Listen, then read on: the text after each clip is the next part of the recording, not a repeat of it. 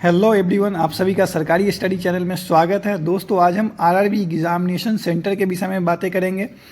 बहुत सारे बच्चों के मन में ये सवाल है कि आरआरबी का एग्जामिनेशन सेंटर कहाँ पे होगा।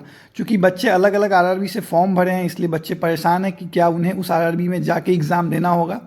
तो मैं आप लोगों को बता दूं कि चूँकि एसएससी का जब एग्ज़ाम होता है तो एसएससी जनरली 3 प्रीफ्रेंस पूछता है बच्चों से, और जो बच्चे प्रीफ्रेंस सेलेक्ट करते हैं, प्रीफ्रेंस फर्स्ट सेकंड थर्ड, उसमें से कोई एक प्रीफ्रेंस पे आपका सेंटर दिया जाता है।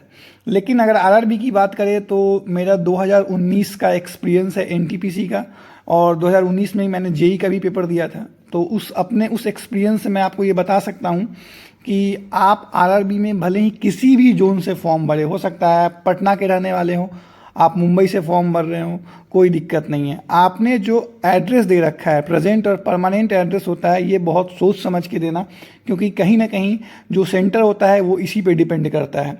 अगर मान लो सपोज करो कि आपने अपना परमानेंट एड्रेस पटना शहर में दे रखा है, तो जो मेरा एक्सपीरियंस है 2019 का, और ये केवल एनटीपीसी का ही नहीं, जेई का भी एक्सपीरियंस मेरा है, तो मैं ये आप लोगों को दावे के साथ कह सकता हूँ कि 2019 में जो था वो था कि 150 किलोमीटर के आसपास में CBT 1 का सेंटर पड़ा था। जो CBT 1 का जो परीक्षा हुआ था उसमें रेलवे ने कोशिश की थी कि बच्चों को 150 किलोमीटर के अंदर में सेंटर उपलब्ध कराया जाए।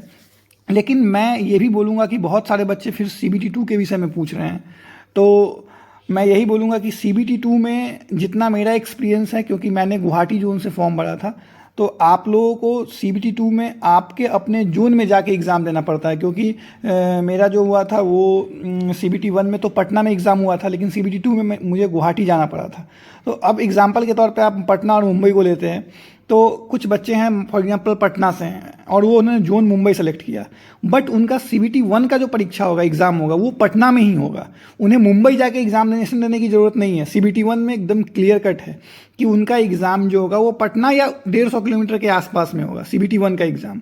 और अगर हम बात करें CBT 2 की, अगर आप CBT 1 क्वालिफाई करते हैं और CBT 2 में जाते हैं, तो फिर आपको मुंबई में जाके एग्ज़ाम देना होगा। फिर उस केस में आपको अपने जोन में जाना पड़ेगा।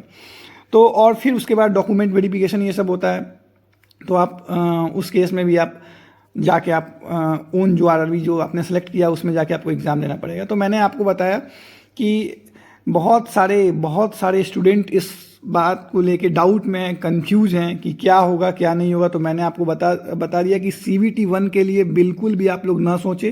CBT 1 का एग्ज़ाम आप लोग के अपने शहर के 150 किलोमीटर के आसपास में होगा हमेशा। अगर आप पटना के हैं तो पटना के 150 किलोमीटर के आसपास में ही होगा। लेकिन CBT 2 आपको जिस जोन को आपने सेलेक्ट किया है उस जोन में जाके CBT 2 का एग्ज़ाम देना होगा, और फिर डॉक्यूमेंट वेरिफिकेशन भी उसी जोन में जाके होगा। दोस्तों, मैं इसी प्रकार से कोशिश करता हूं कि आप लोगों के हर एक डाउट को क्लियर करूं। सो अगर आप लोगों को मेरा वीडियो वैल्यूएबल लग रहा है तो आप लोग मेरे चैनल सरकारी स्टडी को सब्सक्राइब करें।